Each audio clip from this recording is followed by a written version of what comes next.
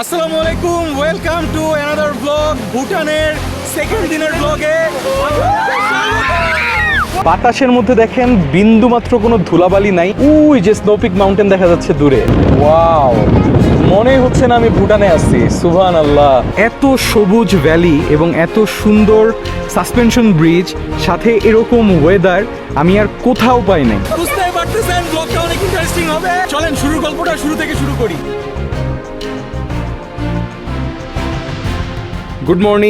Good morning from Thimphu, Bhutan. সকালবেলা উঠে coffee বানাই নিচ্ছি। রুম থেকে এরকম ভিউ দেখা যায়। রাত্রেবেলা তো আপনাদেরকে আসলে বুঝাইতে পারি নাই যে আমরা কোন জায়গায় ছিলাম।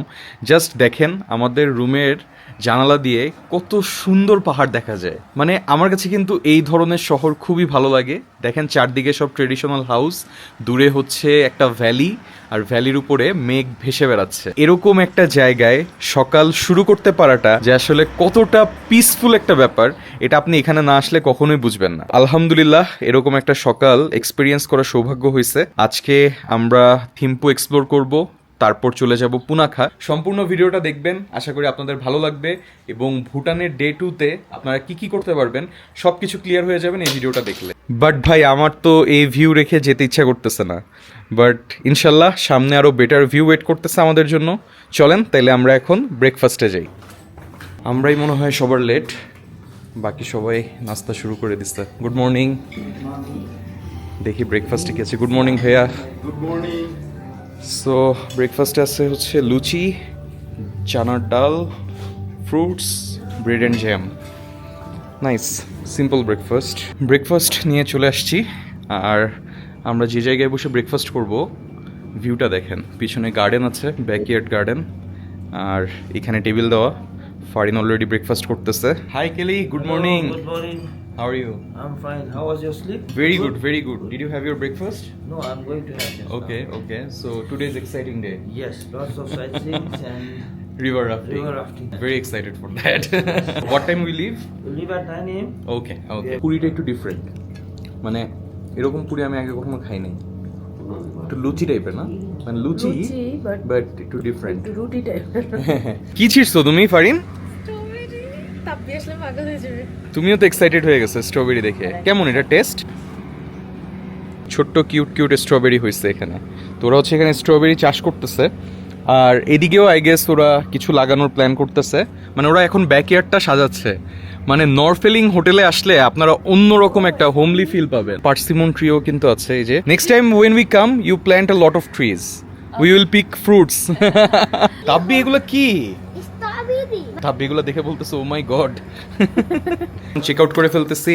Thank you so much Tashi, we had a wonderful stay. Thanks to you, come back again, and I invite all of your Bangladeshi friends to come back here, okay? Sure. Bangladesh থেকে যারাই আসবেন, থিম্পুতে নরফেলিং হোটেল আছে, এখানে আসলে আপনারা তাশিকে পেয়ে যাবেন। তো এখন আমরা বের হয়ে যাচ্ছি সবাই মিলে। ওয়েদারটা আজকে অস্থির, একদম সানি ওয়েদার। পিছনের মাউন্টেনগুলো পুরো ক্লিয়ার দেখা যাচ্ছে। লাগেজ সেট করতে করতে 9:30 বেজে গেছে। সো ফাইনালি আমরা বের হয়ে যাচ্ছি থিম্পুর হোটেল থেকে। পুনাখার দিকে যাব, আর থিম্পুর যেসব দেখার মতো জায়গা আছে সব কিছু কভার করব। আশা করি আজকের দিনটা খুব ভালো কাটবে ইনশাল্লাহ। চলেন তাইলে আমাদের থিম্পু এক্সপ্লোরেশন শুরু করি। এখন যাচ্ছি বুদ্ধা স্ট্যাচু দেখার জন্য, যেটা ভুটানের সবচেয়ে বড় বৌদ্ধ স্ট্যাচু। আমি জিজ্ঞেস করতেছিলাম আমাদের ড্রাইভারকে যে থিম্পুতে কতজন মানুষ বাস করে, মানে এখানকার জনসংখ্যা কেমন। তুমি আমাকে বললো যে প্রায় 1.5 লাখ মানুষ নাকি এই শহরে বসবাস করে। চিন্তা করেন, এই শহরটাকে দেখে আমার কাছে কোনোভাবেই মনে হচ্ছে না যে এটা ক্যাপিটাল। মানে মনে হচ্ছে যে পাহাড়ের ভিতরে এত সুন্দর একটা শহর, কিন্তু কোনো ঘনবসতি নাই, কিচ্ছু নাই, সব কিছু কত ওয়েল অর্গানাইজড। দেখতে খুবই দারুণ লাগতেছে। আর আজকের ওয়েদারটা একদম ক্লিয়ার। যদি এরকম ক্লিয়ার ওয়েদার থাকে তাহলে আমরা দোচুলা পাসে খুব ভালো ভিউ পাবো। यहाँ से দোচুলা পাস जाने में कितना वक्त लगता है? 30 মিনিটস। ওকে, বলতেছে যে অনলি 30 মিনিটের মতো সময় লাগবে। তো আশা করতেছে যে এরকম ওয়েদারই থাকবে। মানে বাতাসটা নিঃশ্বাস নিতেই ভালো লাগতেছে। এই জন্যই বলা হয় ভুটানকে একমাত্র কার্বন নেগেটিভ কান্ট্রি। এটা এখানে আসলে ফিল করা যায় যে আসলে বাতাসটা কত ফ্রেশ।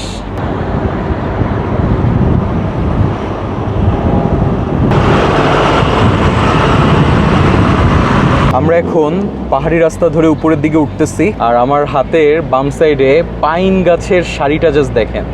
এখানে কিন্তু প্রচুর পরিমাণে পাইন গাছ হয়। পাহাড়ে পাইন গাছ দেখতে আসলে খুবই অসাধারণ লাগে। আর আরেকটা মজার তথ্য, পাহাড়ে ওঠার সময় হাতের বাম সাইডে যে বাড়ি ঘরগুলো দেখা যাচ্ছে, একটু খেয়াল করলে দেখতে পারবেন ম্যাক্সিমামই কিন্তু হচ্ছে সবুজ আর লাল দুই ধরনের আর কি কালার করা। তো সবুজ মানে হচ্ছে যাদের বাড়িঘর হচ্ছে প্রাইভেট নিজস্ব, সেটা হচ্ছে সবুজ কালারের রুফ, আর যেগুলো হলো গভর্নমেন্ট বিল্ডিং ওগুলো হচ্ছে লাল কালারের করা। তো ভুটান গভর্নমেন্ট থেকে এটা আসলে নির্দিষ্ট করে দেয় যে রুফ কোন কালারের হবে, যেন দূর থেকে দেখলে বোঝা যায় যে এটা কোন ধরনের বাসা। বিষয়টা খুবই ইন্টারেস্টিং। সামনে কিন্তু আমরা দেখতে পাচ্ছি সেই ভুটানের সবচেয়ে বড় Buddha statue. This is the biggest statue right in the city, বসা অবস্থায় in the form of sitting. এটা হচ্ছে সবচেয়ে বড় স্ট্যাচু। আসলে আপনারা এই স্ট্যাচু দেখতে আসলে খুব সুন্দর ভিউ পাবেন পুরো থিম্পু শহরের। এটা কিন্তু পুরাটাই থিম্পু শহর। যাওয়ার পথে হাতের বাম সাইডে অনেকগুলা পতাকা টাইপের দেখতেছিলাম, তো ওনাকে জিজ্ঞেস করতেছিলাম যে আসলে এগুলা কেন ইউজ করা হয়। তো উনি যেটা বললো, বৌদ্ধরা নাকি বিশ্বাস করে যে এগুলা হচ্ছে প্রসপ্যারিটি, লং লিভ, এইগুলো হচ্ছে বাতাসের সাথে নাকি ছড়ায় যায়। তো এই জন্য আর কি তারা এই জিনিসগুলো লাগায়। আর এই যে এখান থেকে এখন আপনারা ক্লিয়ার দেখতে পাচ্ছেন উপরে বৌদ্ধ স্ট্যাচুটা দেখা যাচ্ছে। Is there any name of this statue? Buddha Dodema. Buddha Dodema. Dordenma, Buddha Dordenma. Okay, finally আমরা কিন্তু চলে আসছি বুদ্ধা স্ট্যাচুর একদম গেটে। এটা হচ্ছে এন্ট্রি, আর এখানে আই গেস টিকিট কেটে তারপরে ঢুকতে হবে। যারা হচ্ছে অ্যাডাল্ট তাদের জন্য হলো 500 ভুটানিজ রুপি, আর বাচ্চাদের 6 থেকে 17 বছর পর্যন্ত হলো 250 করে। এটা নাকি পৃথিবীর সব থেকে বড় বুদ্ধা স্ট্যাচু, যেটা হচ্ছে বসে আছে অলমোস্ট 52 মিটার। চিন্তা করা যায়, আসলে এখানে আসার পর বুঝতে পারতেছে যে এটা কত বিশাল। ও রে, পুরা শহর, রাইট। এখান থেকে পুরা থিম্পু শহর দেখা যায়। এটা হচ্ছে থিম্পু ভ্যালি, আর থিম্পু ভ্যালিতেই কিন্তু থিম্পু শহর অবস্থিত। চারপাশে যে মাউন্টেনগুলো দেখতে পাচ্ছেন এগুলা কিন্তু সব হিমালয়ান মাউন্টেন, এবং উইন্টারে যদি আপনারা আসেন এগুলা কিন্তু সব বরফে ঢাকা থাকবে। আপনারা যদি বিগ বুদ্ধা পয়েন্টে আসেন তাহলে এই ভিউটা মিস করবেন না, কারণ এই ভিউটা আসলেই অনেক সুন্দর। খুবই দারুণ লাগতেছে এখান থেকে পুরো থিম্পু ভ্যালিটা দেখতে। বিগ বুদ্ধা পয়েন্ট দেখা শেষ, এখন আমরা যাচ্ছি হচ্ছে তাকিন জু দেখার জন্য। ভুটানের যে প্রধান প্রাণী যেটার নাম হচ্ছে তাকিন, ওইটা আপনাদেরকে দেখাবো। আমরা কিন্তু এখন আস্তে আস্তে জঙ্গলের ভিতরে ঢুকতেছি। পাইন গাছের ফরেস্ট, দুই পাশে মাঝখান দিয়ে রোড। ফাইনালি আমরা চলে আসছি royal takin preserve Motithang Thimphu Bhutan. এটাই কিন্তু হচ্ছে ভুটানের একমাত্র তাকিন প্রিজার্ভেশন সেন্টার। তাকিনের সাথে আসলে ভুটানিজদের একটা অদ্ভুত কানেকশন আছে, সেটা তাকিন দেখানোর সময় আপনাদেরকে বলতেছি। সো এখানে হচ্ছে টিকিট কাটতে হয়, আর ভিজিটিং টাইম কিন্তু হচ্ছে 9টা থেকে বিকাল 5টা। 300? ওকে, সো 300 পার পারসন। আমরা যেহেতু 4 জন যাবো, আমাদের 1200 রুপি দিচ্ছি আমরা। So on the back side of the ticket, we have some information about this. Okay, royal takin preserve Motithang Thimphu Bhutan, আর এটা হচ্ছে গেট। আমরা এখন এদিক দিয়ে প্রবেশ করতেছি। এটা দেখতে অনেকটা ছাগল আর গরুর মিশ্রণের মতো, আর এটা কিন্তু ওদেরকে প্রিজার্ভেশন সেন্টারে নাকি বানানো হয়, তারপর একটা বয়সে ওদেরকে ছেড়ে দেওয়া হয়। চিন্তা করে দেখেন, ওরা একটা প্রিজার্ভেশন সেন্টার এত সুন্দর করে সাজায় রাখছে। ওয়াও, তাকিনের গন্ধ আসতেছে। তাব্বি অনেক এক্সাইটেড তাকিন দেখার জন্য। ওই যে আমি দেখছি। তাব্বি চলো চলো চলো, লেটস গো। অদ্ভুত প্রাণী, মানে আমি কখনো আগে এরকম প্রাণী দেখি নাই। মানে গরু আর ছাগলের মিশ্রণ, চিন্তা করা যায়। আর এটাই কিন্তু ভুটানের national animal. I am sure আপনারা যারা আমার ভিডিও দেখতেছেন তারাও এই ধরনের কোনো এনিমেল এখন পর্যন্ত দেখেন নাই। তো বিজ্ঞানীরাও কিন্তু এটাকে গরু বা ছাগল বলতে পারে না, ওরা এটাকে আলাদা একটা স্পিসিস হিসেবে কিন্তু স্বীকৃতি দিচ্ছে। সো ভুটানের লোককাহিনীর সাথে কিন্তু তাকিন ওতপ্রোতভাবে জড়িত। ভুটানিজদের মানে বিশ্বাস মতে 1500 শতাব্দীর দিকে দ্রুকপা কুনলে নামের একজন একটা ছাগলের হাড় আর একটা গরুর হাড় জোড়া লাগায় নাকি এই তাকিন সৃষ্টি করছে।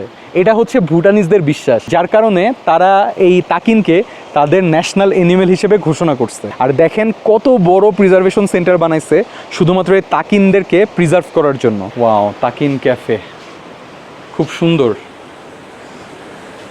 ও,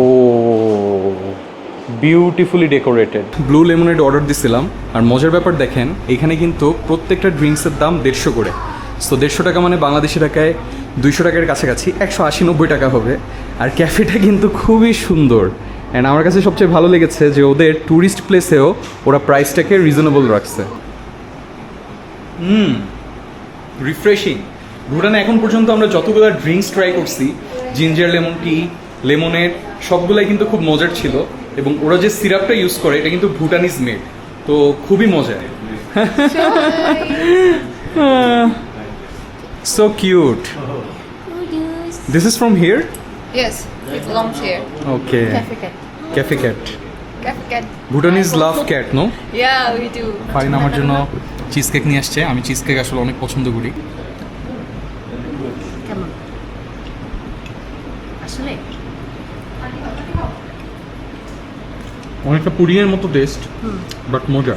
সো আপনারা অবশ্যই যদি তাকিন জুতে আসেন তাহলে এই তাকিন ক্যাফেটা ভিজিট করে যাবেন। ভুটানের প্রত্যেকটা জায়গায় ভাই একটা ট্যুরিস্ট স্পট। দেখেন মানে এখানে আমরা যে রাস্তা দিয়ে নিচে নামতেছি, দূরের ভ্যালিগুলার সাথে এই সিনারিটা এত সুন্দর লাগতেছে, মাইন্ড ব্লোয়িং। প্রতিটা জায়গা এত ক্লিন, একটা ময়লা আপনারা এখানে পাবেন না। বাই দ্য ওয়ে, আমরা কিন্তু ভুটানে 4 রাত 5 দিনের একটা প্যাকেজ নিয়ে আসছি, যেখানে আমাদের পার পার্সন খরচ হয়েছে 69,000 টাকা। ভুটানে কিন্তু একটা নিয়ম আছে, আপনি যদি পারো থেকে অন্য ডিস্ট্রিক্টে ট্রাভেল করেন তাহলে আপনাদের সাথে অবশ্যই গাইড থাকতে হবে এবং এটা ম্যান্ডেটরি। আমাদের প্যাকেজে কিন্তু সবকিছু ইনক্লুডেড ছিল। তো আমরা যে এজেন্সির মাধ্যমে এসেছি তার নাম হচ্ছে এমা ট্যুর অ্যান্ড ট্রাভেলস। আমি স্ক্রিনে নাম্বার দিয়ে দিচ্ছি, আপনারা এই নাম্বারে যোগাযোগ করতে পারেন এবং বাকি খরচের হিসাব থেকে শুরু করে সবকিছু আপনারা ডেসক্রিপশন বক্সে পেয়ে যাবেন। Don't forget to check the description box. এখন আমরা যাব আমাদের নেক্সট ভিউ পয়েন্টে, তারপরে চলে যাব আমরা পুনাখা। মজার ব্যাপার হচ্ছে পারোর এলিভেশন হচ্ছে 2250 মিটার, থিম্পুর এলিভেশন হচ্ছে 2200 মিটার। আর আমরা এখন যেখানে যাচ্ছি পুনাখা, ওইটা হচ্ছে আরও নিচে 1300 বা 1400 হবে। সো ওইখানে কিন্তু আরও গরম। আমাদের থিম্পুতেই প্রচণ্ড গরম লাগতেছে। সো যেহেতু আমরা আরও নিচের দিকে যাচ্ছি, নিচের দিকে কিন্তু গরম আরও বেশি। ফাইনালি আমরা আমাদের সেকেন্ড ভিউ পয়েন্টে চলে আসছি।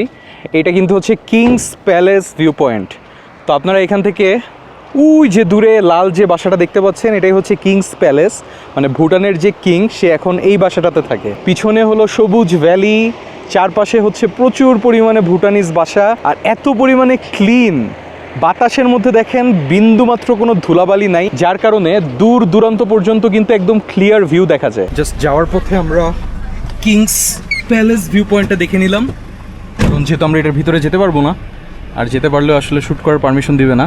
সো দূর থেকেই দেখে নিচ্ছি আর রওনা দিয়ে দিচ্ছি আমরা এখন থিম্পুর উদ্দেশ্যে। So how many kilometre from here Thimphu? Simple to Pune. Oh sorry, Punakha. It is roughly like 70 kilometre. সুন্দর সুন্দর ভিউ এনজয় করতে করতে আমরা চলে যাই পুনাখা। দেখেন থিম্পু টাউনে কিন্তু ওদের গাড়ি পার্কিং করার জন্য লোক রাখা আছে এবং খুব সুন্দরভাবে ওরা অর্গানাইজ করে রাখছে। আর এগুলো হচ্ছে রেস্টুরেন্ট, থিম্পুর লোকাল রেস্টুরেন্ট, আর উপরে হচ্ছে লোকাল মানুষদের বাসা। ভুটানের ব্যাপারে কিছু ইন্টারেস্টিং তথ্য আপনাদেরকে দিই। ভুটান কিন্তু অনেক late receiver in terms of internet, television. So ভুটানে প্রথম ইন্টারনেট আসে কিন্তু 1999-এ। আর ভুটান হচ্ছে democratic monarchy country. That means এখানের যেসব মিনিস্টার লোকাল গভর্নমেন্টের, এদেরকে ইলেক্ট করে এখানকার পিপলরা, তারপরে একটা গভর্নমেন্ট ফর্ম হয় এবং এই গভর্নমেন্ট ডিরেক্টলি রিপোর্ট করে এখানকার কিংকে। তো ভুটানে টোটাল 20টা স্টেট আছে এবং এই প্রত্যেকটা স্টেটের প্রধান হচ্ছে এখানকার কিং। পুনাখা যাওয়ার পথে আমাদের দোচুলা পাস হয়ে যেতে হবে, অ্যান্ড দোচুলা পাসের এলিভেশন হচ্ছে 3000 মিটার প্লাস। তো 3000 প্লাস মিটারে আমরা এখন ক্লাইম্ব করতেছি। দেখেন পুরাটা কিন্তু হচ্ছে পাহাড়ি রাস্তা, অসাধারণ লাগতেছে জার্নিটা। তো ভুটানে এসে যদি এরকম একটা রোড ট্রিপ না দেন তাহলে কিন্তু ভুটান ট্রিপটা অসম্পূর্ণ থেকে যাবে। সো আপনারা অবশ্যই চেষ্টা করবেন ভুটানে আসলে পারো থেকে থিম্পুতে আসতে, থিম্পু থেকে পুনাখাতে যেতে, তারপর আমরা আবার পুনাখা থেকে ব্যাক করব পারোতে। আপনারাও এইভাবে প্ল্যান করলে মোটামুটি কভার হয়ে যাবে ভুটান। যাওয়ার পথে আমরা দেখলাম যে কিছু ফ্রুটস বিক্রি করতেছে, লোকাল ভুটানিজরা এখানে ফ্রুটস বিক্রি করতেছে। earlier days, we didn't have that much of connection with other people, so we used as a candy. Oh okay. Instead of so chocolate. ওনারা হচ্ছে এটা কিন্তু হচ্ছে ড্রাই চিজ। তো ড্রাই চিজকে ওরা ক্যান্ডি হিসেবে ট্রিট করতো আগে। It will take hours to melt down, okay? You cannot buy like a rock. Oh Just feel it yeah, like a rock. Like rock, অনেক হার্ড। আর এখানে তরমুজও আছে, ওয়াটারমেলন অ্যান্ড অ্যাপেল, তারপরে অরেঞ্জও আছে।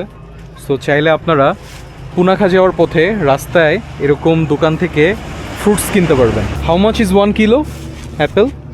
This is 380 and this is 250. 250, ওকে, 250 টাকা KG. Finally আমরা কিন্তু চলে আসছি দোচুলা পাসে।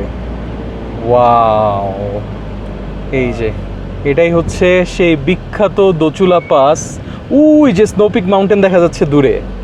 ওয়াও, কি সুন্দর জায়গা, অসাধারণ অসাধারণ। দূরে দেখা যাচ্ছে হিমালয় রেঞ্জ, 3000 মিটার উঁচুতে অবস্থিত এই দোচুলা পাস, যেখান থেকে দেখা যায় পুরা হিমালয়ান রেঞ্জ, স্নোপিকড মাউন্টেন্স। কি সুন্দর। আর জায়গাটা দেখেন খুব সুন্দর করে সাজিয়ে রাখছে ওরা। আর এগুলো হচ্ছে স্তূপা। এই দোচুলা পাসে কিন্তু 108টা স্তূপা আছে। 2003 সালে ভুটানের সাথে আসামিজ টেরোরিস্টদের একটা যুদ্ধ হয়েছিল। And how many people died Bhutanese soldier? 11. Okay, so why there are 108 stupas? 108 is a auspicious number. Auspicious number, that's in why. Buddhism. In Buddhism. ও, বুদ্ধরা কিন্তু ওরা সংখ্যাটাকে খুব বেশি মানে। তো এটা হচ্ছে পুনাখার দিকে চলে গেছে এই রাস্তাটা, এবং পুনাখা কিন্তু হচ্ছে ডাউনওয়ার্ড, মানে এটাই হচ্ছে পুনাখা অ্যান্ড থিম্পুর রাস্তার সব থেকে হাইয়েস্ট স্পট, যেটা হচ্ছে দোচুলা পাস। আমি আপনাদেরকে একটু জুম করে দেখাই যে গাছের ফাঁক দিয়ে দেখেন স্নো ক্যাপড মাউন্টেন্সগুলা দেখতে একদম পোস্ট কার্ডের মতো লাগতেছে। আপনারা ভুটানে আসেন, ভুটানে ঘুরে যান, আই এম শিওর আপনাদের কাছে যারা পাহাড় পছন্দ করেন অসাধারণ লাগবে। দোচুলা পাসকে কিন্তু ভুটানিজরা দ্রুক ওয়াঙ্গিয়াল বলে। সো এটা হচ্ছে দোচুলা ক্যাফে। আর এন্ট্রেন্সটা দেখেন কি সুন্দর। আমার কাছে ভুটানের সব থেকে বেস্ট ব্যাপারটা লাগছে এখানে কোনো কোলাহল নাই, মানে এত শান্তশিষ্ট পরিবেশ। আর এখানে একটা সাইনবোর্ড দেওয়া আছে, এই যে হিমালয়ান রেঞ্জটা দেখা যায় এখানে কি কি দেখতে পারবেন আপনারা তার একটা সাইনবোর্ড দেওয়া আছে। আর এটাকে কিন্তু ওনারা হচ্ছে ওনাদের যে 4th কিং তার নামে আর কি নামকরণ করছে, Jigme Singia Wangchuck Himalayan range. So এখান থেকে অনেকগুলো রেঞ্জই দেখা যায়। এর মধ্যে আই গেস সবচেয়ে বড় রেঞ্জ যেটা, ওইটা হচ্ছে এই যে গাংখার ফিউনসাম, 7570 মিটার। বাই দ্য ওয়ে, ভুটানে কিন্তু মাউন্টেন সামিট করা নিষিদ্ধ, মানে ভুটানে কেউ পাহাড়ে উঠতে পারে না।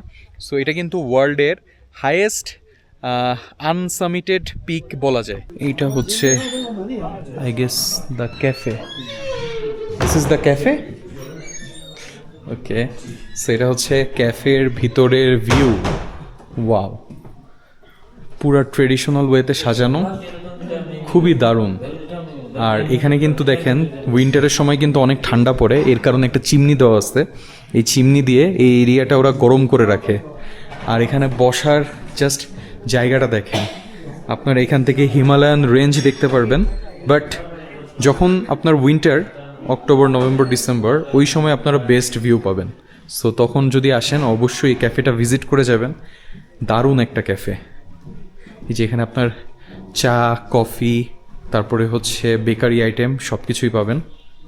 এই যে মাশরুম পেটিস 138 টাকা মাত্র, চিকেন পেটিস হচ্ছে 133 টাকা, মানে ফুড কিন্তু খুবই রিজনেবল। চিকেন পেটিস এটা অনেক মজা। ভুটানের যেসব বেকারি আইটেম আছে এগুলো অনেক মজা। ভাই বাটার কেকটা কেমন? অনেক ভালো মজা না? তাব্বি কেমন লাগতেছে তোমার? কি নিচ্ছ তুমি? একটু আগে বললা যে এটা কি কি পান্তা। তাব্বি ফানটাকে পান্তা বলে। দোচুলা পাস থেকে পুনাখা কিন্তু অলমোস্ট 46 কিলোমিটার, আর আমাদের প্রায় 1 ঘন্টা মতো সময় লাগবে। আমরা ইনশাল্লাহ এখন বাঁচতেছে হচ্ছে 1:45, আমরা 2:30টার মধ্যে পৌঁছে যাব। যতই নিচে নামতেছে আমার কাছে মনে হচ্ছে যে ওয়েদারটা আস্তে আস্তে গরম হয়ে যাচ্ছে, ঠান্ডা বাতাস কমে যাচ্ছে। ফাইনালি আমরা চলে আসছি পুনাখা, যেখানে আমরা লাঞ্চ করব। 2:35। সঞ্জয় ভাইরা আগেই পৌঁছে গেছে। ভাই কি অবস্থা? গাড়ির ভিতরে? হ্যাঁ, মানে পাহাড়ি রাস্তা তো এই জন্য সবাই একটু, হ্যাঁ ঠান্ডা না, পানিটা ঠান্ডা না। আচ্ছা, আমরাও একটু ফ্রেশ হয়ে নিই, এখানে ওয়াশরুম আছে। দোচুলা পাস থেকে পুনাখা পর্যন্ত আসার যে রাস্তাটা, এই রাস্তাটা কিন্তু প্রচুর পরিমাণে আঁকাবাঁকা ছিল। মানে আমরা পুরা পাহাড়ি রাস্তা ডাউনওয়ার্ড ঘুরতে ঘুরতে নিচে নামছি। সো এই জন্য আর কি আমাদের একটু মাথা ঘোরাচ্ছিল, এই জন্য চোখে মুখে পানি দিয়ে নিলাম। এখন আমরা এখানে লাঞ্চ করব, লাঞ্চ করে তারপরে আমরা ইনশাল্লাহ রাফটিংয়ে যাব। এরপর আমরা আজকে কিন্তু পুনাখাতে স্টে করতেছি। সো পুনাখার হোটেল কেমন সেটাও আপনাদেরকে দেখাবো। চলেন আপাতত আমাদের লাঞ্চে কি কি দেওয়া হচ্ছে সেটা আপনাদেরকে দেখাই। এটা হচ্ছে পুনাখার রেস্টুরেন্ট। এখানকার ট্রেডিশনাল রেস্টুরেন্টগুলো কিন্তু খুবই সুন্দর এবং ভিতরে অন্যরকম একটা পরিবেশ। আর আমাদের খাবার চলে আসছে। এখানে হচ্ছে লাল চাউলের ভাত, তারপরে চিকেন, এটা হচ্ছে আলুর তরকারি, ডাল আর পাঁপড়। বাট সত্যি কথা বলতে আমরা ফার্স্ট দিন মানে গতকালকে দুপুরবেলা যে খাবারটা খাইছিলাম ওইটা ছিল বেস্ট। ওইটার পারফেক্টলি আমাদের টেস্ট বার্ডের সাথে গেছিলো। তো পারোর যে হোটেলের শেফ ছিল ও অসাম ছিল, বাট এরপরের খাবারগুলো আমাদের খুব একটা জমে নাই। বাট এখানে প্রচুর পরিমাণে বাতাস, এরকম ভিউ দেখতে দেখতে আমরা খাবার খাচ্ছি। ST wifi restaurant, and just রেস্টুরেন্টের সামনের ভিউটা দেখেন, সুবহানাল্লাহ। এখন চলেন তাহলে আমরা রাফটিংয়ের জন্য রওনা দিয়ে দিই। এই যে সবাই দেখেন গরমে ড্রেস খুলে ফেলছে। কেলি, ওয়েদার কেমন? অনেক গরম। আমাদের ভাষা সহজ, তোমাদের ভাষা কঠিন। আমার ভাষা কঠিন নাই ভাই, আমার ভাষা সহজ, ইজি, বাট আমার কাছে কঠিন। আপনাকে ফার্স্ট টাইম না কঠিন লাগছে। কেলি কিন্তু সেই বাংলা বলতে পারে, একদম অস্থির। এখানে একটু গরম হওয়ার কারণ আছে, আমরা কিন্তু এখন আস্তে আস্তে নিচের দিকে যাচ্ছি, মানে সমতলের দিকে যাচ্ছি। সো আপনি যত সমতলে যাবেন টেম্পারেচার তত বাড়তে থাকবে। তো এখন বাজতেছে 3:30 আর আমরা লাঞ্চ করে রওনা দিয়ে দিচ্ছি রাফটিং করার জন্য। How much for rafting point? 20 minutes. Okay, 20 minute লাগবে বলতেছে এখান থেকে রাফটিং পয়েন্ট পর্যন্ত যাইতে। প্রবলেম হচ্ছে আকাশে কিন্তু আস্তে আস্তে মেঘ জমতেছে। সো ওরা বলতেছে যে যদি বেশি মেঘ জমে যায় এবং বৃষ্টি শুরু হয় তাহলে আমাদের জন্য রাফটিং করাটা ডিফিকাল্ট হবে। তো এই জন্য আমরা তাড়াতাড়ি যাচ্ছি রাফটিং করার জন্য। পুনাখা যাওয়ার রাস্তাটা জাস্ট এক কথায় অসাধারণ। দেখেন আমার হাতের ডান সাইডে পুরো ভ্যালি আর বাম সাইড দিয়ে হচ্ছে পাহাড়ি রাস্তা। আর রাস্তাটা কিন্তু খুব একটা বড় না, একটু চিকন রাস্তা। সো খুবই অ্যাডভেঞ্চার ফিল হবে আপনাদের। ওয়াও, মনেই হচ্ছে না আমি ভুটানে আছি, সুবহানাল্লাহ। আর হাতের ডান সাইডে চলে গেছে হচ্ছে ফিমেল রিভার। সো এই রিভারের নাম ফিমেল কেন এটা আমি আপনাদেরকে পরে বলতেছি, নামার পরে। আমরা যে বোট দিয়ে রাফটিং করব, দেখেন আমাদের সামনের এই যে ট্রাকে করে কিন্তু রাফটিংয়ের বোটগুলো নিয়ে যাচ্ছে আমাদের সাথে সাথে। ভাই জাস্ট আপনাদের বাইরে থেকে ভিউটা দেখাই, অস্থির অস্থির, এত সুন্দর, মানে এত সুন্দর একটা পরিবেশে রাফটিং করব এটা চিন্তা করেই ভালো লাগতেছে। ফাইনালি আমরা চলে আসছি আমাদের রাফটিং পয়েন্টে। আর এই যে আমাদের বোটগুলোও চলে আসছে, আমরা এই নদীতেই রাফটিং করব। সেই চলেন আপনাদেরকে আগে জায়গাটা দেখাই। ওয়াও, এখানে আরও বোট আছে যে ব্লু কালারের। আর দেখেন জাস্ট এখানে কিন্তু একটা আয়রন ব্রিজ আছে, আপনারা চাইলে কিন্তু এই আয়রন ব্রিজে উঠে ছবিও তুলতে পারবেন। সো রাফটিংয়ের যে পয়েন্টটা এটা কিন্তু দারুণ। আর এখানে সবার জন্য লাইফ জ্যাকেটও আছে। So full set up. Kelly, what is the name of this river? This river name is called Mochu. Mochu. Which directly translates to female river. Why is that? So the right side you have the male river. Okay. Across this mountain. Okay. This is the female river. By the nature itself, the female river is very gentle. See, you don't Gentle. have that much rapids and all. Uh-huh. But the male river, Uh-huh. compared to female, is very rough. Okay. So that's why that is called Pochu, which directly translates to Male. Male. And this one is Mochu. Okay, Mochu. Yeah. Female. They are general tourists, they do the rafting in this river. বিশ্বাসই হচ্ছে না ভুটানে এসে rafting করার chance পাইছি। আশেপাশের যে view, আমরা আসার পথে যে রাস্তা দিয়ে আসতেছিলাম, ট্রাস্ট মি, এক পাশে হচ্ছে ধান ক্ষেত, আরেক পাশে হচ্ছে নদী, মাঝখান দিয়ে রাস্তা। মনে হচ্ছিল আমি একটা অন্য জগতে চলে আসছি। মানে এত সুন্দর হইতে পারে একটা রাস্তা, এটা আমি কল্পনাও করি নাই। রাফটিংয়ের খরচপাতি কেমন সব কিছুর তথ্য আপনাদেরকে দিচ্ছি। তার আগে আমাদেরকে রাফটিংয়ের জন্য রেডি হইতে হবে। চলেন আগে রেডি হই, let's go. You will be your rough guide. You will be? Okay, brother. Land us safely, okay? Yeah, sure. What is your name? Oh, my name is Tashi. Tashi. Yeah. इधर भूटान में बोल रहे हैं, हाँ? बोलते हैं इसको Uh-huh. भूटान का Shahrukh Khan. Really? Oh, I need to Okay, brother. Best of luck. Okay. Bye bye. So আমরা আমাদের জার্নি স্টার্ট করতেছি। Which one is our boat, Tashi? Oh, yellow one. Yellow one? Yeah. Okay, I will go to the front. Okay.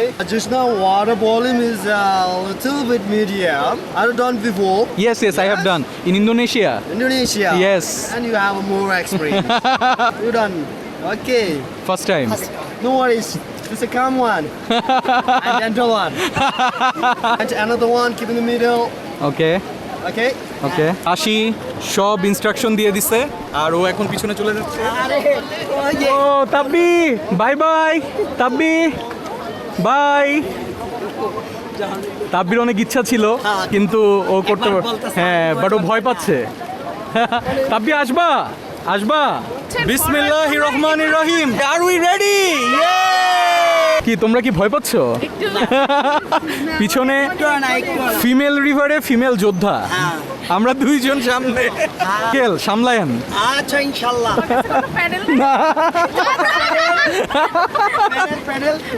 না না লাগবে না।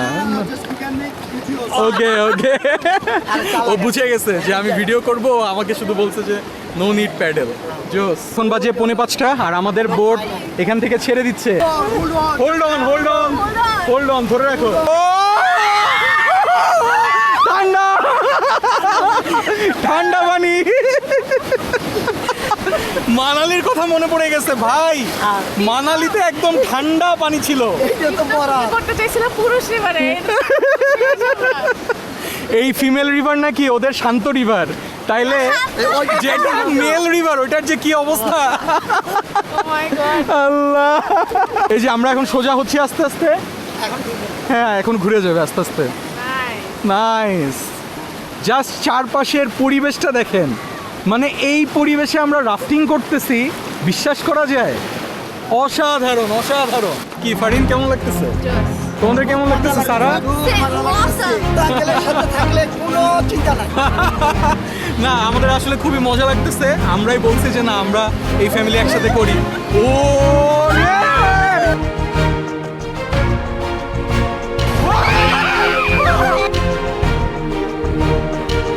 আবার আবার ধরে রাখো ধরে রাখো।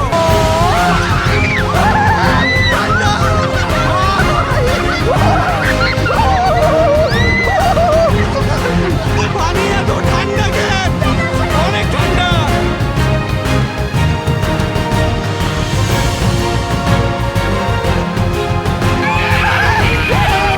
ও সেই সেই।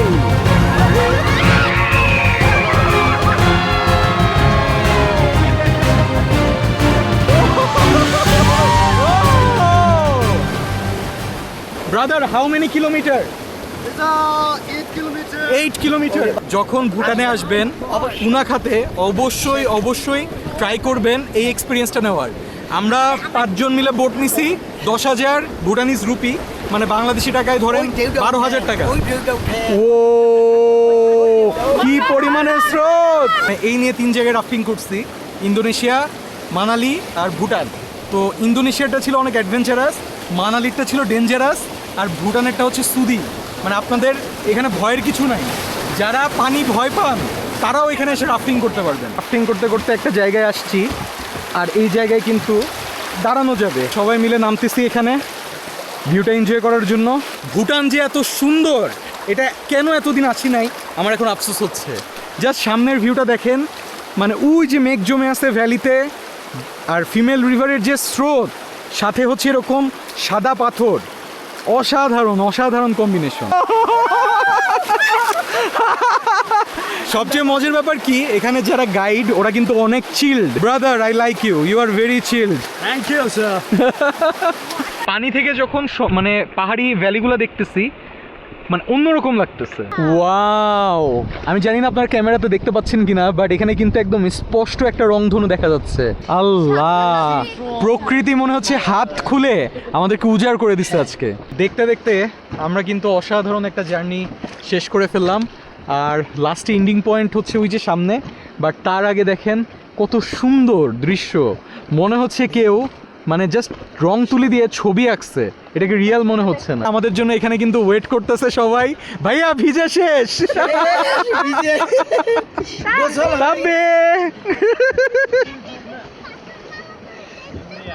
দেখতে পাইছো? অসাধারণ। ও finally river rafting done, landed safely alhamdulillah, but experience once in a lifetime experience. হ্যাঁ ক্যামেরা ডুবছে, তুমি গেলা না কেন? ওই দিকে ডুবছে, তুমি গেলা না কেন? চলো তোমাকে নিয়ে আবার যাই। যাবা? যাবা? চলো তোমাকে নিয়ে যাই। এখন কিন্তু বাজতেছে হচ্ছে 5:40 আর আমাদের রাফটিং কমপ্লিট। এখন আমরা জাস্ট চেঞ্জ করে আমাদের আরেকটা পয়েন্ট বাকি আছে, যেটা হচ্ছে সাসপেনশন ব্রিজ। ওই সাসপেনশন ব্রিজ ঘুরে আমরা আমাদের হোটেলের দিকে চলে যাব। বাট আজকের দিনের বেস্ট পার্ট ছিল এই রাফটিংটা। সো আপনারা যদি পুনাখাতে আসেন, don't miss this rafting. Great experience with you. And enjoy. Rest of days in the Bhutan. Thank you, bye. Bye-bye. বাইরে এখন অলরেডি কিন্তু বৃষ্টি শুরু হয়ে গেছে। সো এখন আমরা যাব হচ্ছে suspension bridge. So how far is the suspension bridge from here? 3-4 minute. Okay, কাছে, একদমই কাছে। ওয়াও, আমরা কিন্তু এই নদীতে কেবল রিভার রাফটিং করছি, ফিমেল রিভার। উপর থেকে দেখলে বোঝা যায় যে কতটুকু স্রোত আছে। সাসপেনশন ব্রিজটা নাকি অনেক ফেমাস। যদি আপনারা পুনাখাতে আসেন, পুনাখার সাসপেনশন ব্রিজটা অবশ্যই দেখবেন। তাব্বি কি পারতেছো তাব্বি? এইটা ডালিম ভাইয়া এইটা মনে হয় জোরে।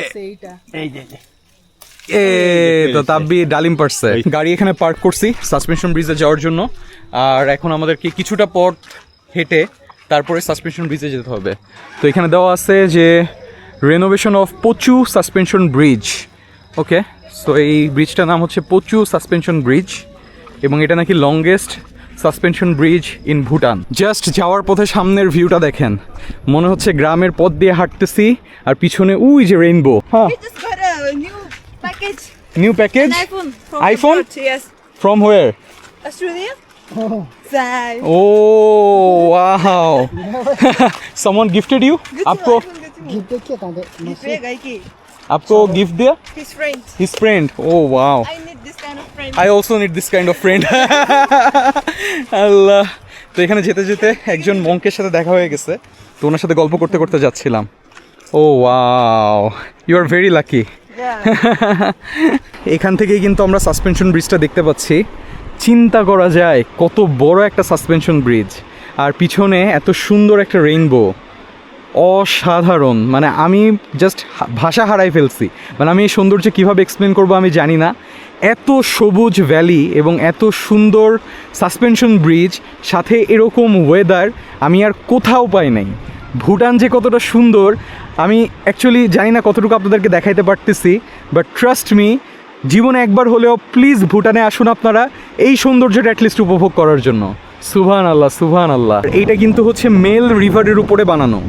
তো মেল রিভারকে ভুটানিজরা পচু রিভার বলে, পচু মানে হচ্ছে মেল। আর জাস্ট দেখেন কত বিশাল, এটা কিন্তু 180 মিটার লং। আর এই ব্রিজের চারপাশের যে পরিবেশ, ভাই আমি জাস্ট মুগ্ধ হয়ে গেছি। মানে একটা জায়গা কিভাবে এত সুন্দর হইতে পারে, তাও বাংলাদেশ থেকে মাত্র 45 মিনিটের ফ্লাইট। ওইদিকে কিন্তু সব ধান চাষ হচ্ছে। দেখি তুমি একা একা যেতে পারো নাকি? নদীর সামনে আসছো তো? নদীর সামনে আসবো, তুমি একা একা যাও। আমি আসবো, আমরা আসি পিছনে, তুমি একা একা যাও। তাব্বির কিন্তু এখন যত বড় হচ্ছে ওর আস্তে আস্তে সাহস বাড়তেছে, এটা দেখে ভালো লাগতেছে। তাব্বি বড় হয়ে যাচ্ছে। তোমার কাছে কেমন লাগছে? সোফার আজকের দিনটা বেস্ট ছিল। এত সুন্দর ঝর্ণার পানি, তার মধ্যে চারপাশে পুরো 360 ভিউ হচ্ছে, অসাধারণ এক্সপেরিয়েন্স, অসাধারণ। সো আলটিমেটলি খুবই সুন্দর লাগছে। আর লাস্টে সাসপেনশন ব্রিজটা, হ্যাঁ, ও মাই সেই। গড, তার মধ্যে এই সাসপেনশন আমরা ব্রিজটা অসাধারণ। রেইনবো দেখছি, হ্যাঁ, মানে ষোলকোণাপূর্ণ। স্পেশালি আপনাদেরকে একটু যদি দেখাই, দেখেন পুরো আকাশ কিন্তু কালো করে আসছে। এদিকে পুরো মেঘে ঢেকে গেছে, কালো মেঘ। ওইদিকে কিন্তু বৃষ্টি হচ্ছে, মানে একদিকে হচ্ছে সানসেট হচ্ছে, আরেকদিকে বৃষ্টি হচ্ছে। তার মধ্যে পুরো ব্রিজে আমরা তার মধ্যে শুধু এই পুরো ব্রিজে তুমি আর আমি, চিন্তা করা যায়। সো আপনারা চেষ্টা করবেন যে আমরা যেভাবে ট্যুর আইটেনারি সাজাইছি এটা ফলো করতে, তাহলে আপনাদের পারো, পুনাখা, থিম্পু পুরাটাই কভার হয়ে যাবে। জাস্ট অসাধারণ একটা এক্সপিরিয়েন্স। সো শেষ বিকেলটা আমরা এই পুনাখা সাসপেনশন ব্রিজে কাটাইছি। এখন আমরা চলে যাব আমাদের হোটেলে। সো চলেন আপনাদেরকে দেখাই আমাদের পুনাখার হোটেল কেমন, এবং আমাদেরকে রাতে ডিনারে কি দিয়ে সার্ভ করা হয়।